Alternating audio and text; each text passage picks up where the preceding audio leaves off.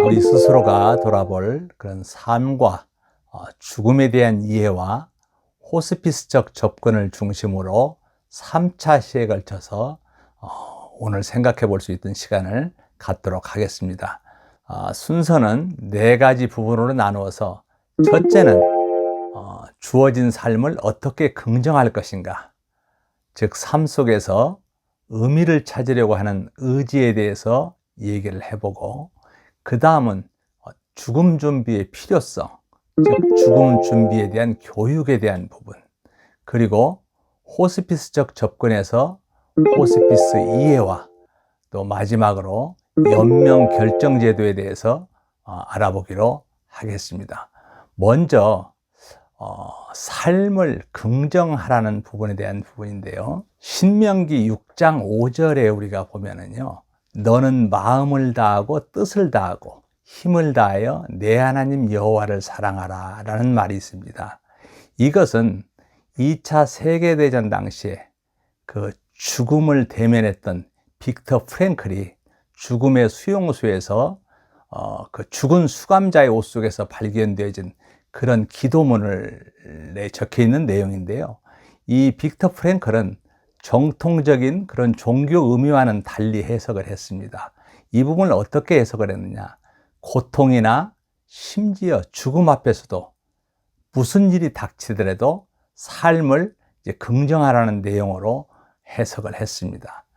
우리가 이런 말이 있죠. 살아있는 것은 고통이다라고 그래요. 근데 고통 가운데서 의미를 발견하는 것이 또 살아있는 것이다, 이렇게 얘기를 하죠. 그럼 고통이 해석이 될 때 고통의 의미를 깨닫게 되고, 고통이 더 이상 나를 지배하지 못한다는 거죠. 결국은 고통의 문제가 아니라 의미가 없다는 것이 문제죠. 우리가 의미가 없다면 계속 살아갈 필요가 있을까요? 요즘 고령화 시대를 맞이해서 예방과 치료도 중요하지만 요즘은 돌봄의 중요성이 더욱 대두되는 그런 시기다라고 말씀을 드릴 수 있습니다. 특히 돌봄 쪽에 종사하고 있는 분들에게 자기가 하는 일의 가치를 부여하라는 이야기를 많이 하는 편입니다. 어떤 분은 청소를 하면서도 나는 지구의 한 모퉁이를 깨끗이 닦고 있다는 그런 자긍심을 가지고 있다고 그래요. 제가 한 5, 6년 전에 돌봄 서비스를 진행했던 그 요양보호사 선생님 한 분을 좀 소개를 하려고 합니다. 아마 그 상계동 지역에 가면은요, 그 연립주택이 아마 있는 곳이 있는가 봅니다. 그런데 거기에 가장 먼저 이사 오신 가정이 있는데, 그 가정은, 이제 다른 가정은 식구들이 많아야 서너 명밖에 안 되는데, 이 가정은 아마 대가족이었던가 봅니다. 할아버지 할머니에서부터 아마 자녀들까지 있는 그런 가정이었던가 봅니다. 그런데 문제가 뭐냐면은, 이 가정이 거의 싸움이 그칠 날이 없다고 그래요. 그냥 아침에 일어나면 싸우는 소리가 바깥에 들릴 정도가 되다 보니까 그 집안은 무슨 싸움닭 집안이다, 이런 정도로 이제 소문이 나 있었는데, 여기에 우리 요양보호사 한 분이 서비스를 진행을 하게 됐습니다. 그러니까 그 전에 거기에 계신 할머니가 조금 우측이 불편해서 장기요양 등급을 받으신 것 같습니다. 그러다 보니까 이 요양보호사 선생님이 서비스를 진행을 하게 됐는데, 많은 날 동안은 하지 않고 한 9개월 정도 진행을 하셨다고 그래요. 그러면서 이 요양보호사 선생님이 결국은 수원으로 이사를 가는 바람에 아마 그 일을 그만뒀던 것 같아요. 이제 그러고 났는데 엄청난 소문이 났어요, 여기에.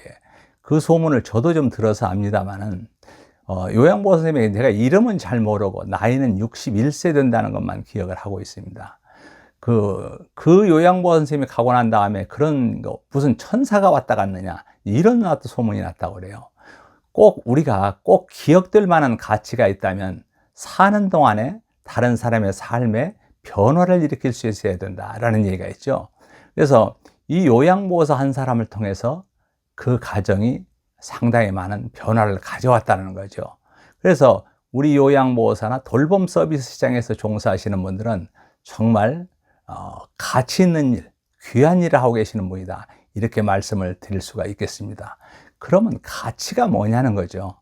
가치는 어찌 보면 그 사람의 행동에 영향을 끼칩니다. 그리고 생각을 구체화하고 감정을 조절하는 인간 존재의 가장 중심에 있는 어떤 실체다. 이렇게 얘기를 할 수가 있죠. 그래서 이 가치에 대해서 여러 사람들이 얘기했지만 특별히 우리 빅터 프랭클이라는 분이 있습니다.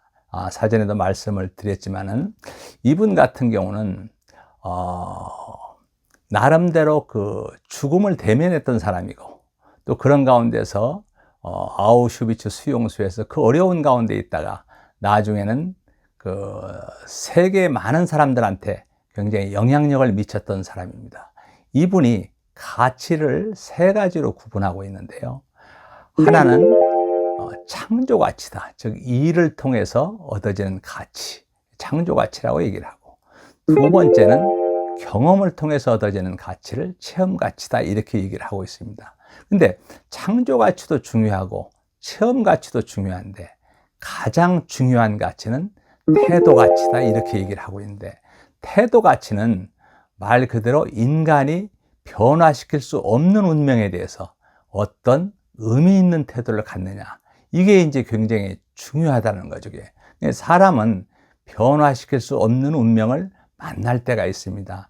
살다 보면은 갑자기 내가 교통사고로 인해서 정말 어려움을 당한다든지, 안 그러면 재정적인 어려움으로 어찌할 수 없을 때가 있습니다. 이런 인간이 변화시킬 수 없는 이런 운명에 대해서도 내가 거기에 어떻게 의미를 부여하느냐는 거죠. 그래서 보면은 아무리 어렵고 힘든 상황이라도 우리가 그 안에서 의미를 발견하게 되면 그 상황은 부정적인 쪽에서 긍정적인 쪽으로 바뀔 수 있다는 거죠. 그래서 모든 상황은 알고 보면 의미의 씨앗을 내포하고 있다. 이렇게 얘기를 할 수가 있죠. 그러면 우리가 조금 더 의미라는 건 뭐냐, 이렇게 생각해 볼 수 있는데, 이 사람의 본능은 유전자를 통해서 전달이 되고 가치는 전통을 통해서 전달이 되지만 의미는 특이하게도 개인적인 발견의 문제다. 이렇게 얘기를 할 수가 있죠. 의미는 사람의 그 정신 속에서나 내면 속에서 발견되어지는 것이 아니라 세상 속에서 발견되어지는 일종의 자족적인 체제가 바로 의미다. 이렇게 얘기를 할 수가 있습니다. 그래서 의미를 발견하기 위해서 가장 중요한 건 뭐냐, 그건 우리가 어떤 상황을 어떤 관점으로 보느냐라는 게 상당히 중요한 부분이죠. 그리고 그 상황을 어떻게 우리가 해석을 할 수 있느냐, 이런 부분들이 결국은 의미를 찾는데 굉장히 중요한 부분이다. 이렇게 얘기를 할 수가 있죠. 자, 어떤 사람이요, 유명한 그런 고승한테 물었답니다. 인간의 삶이란 무엇입니까? 하고 물으니까요, 고승은 전혀 대답을 하지 못했다는 거예요. 근데 이 불란서의 실존주의 철학자 사르트르라는 사람이 있습니다. 이 사르트르는 인간의 삶은 그 자체가 규정되지 않은 그 무엇이다. 이렇게 정의를 하고 있어요.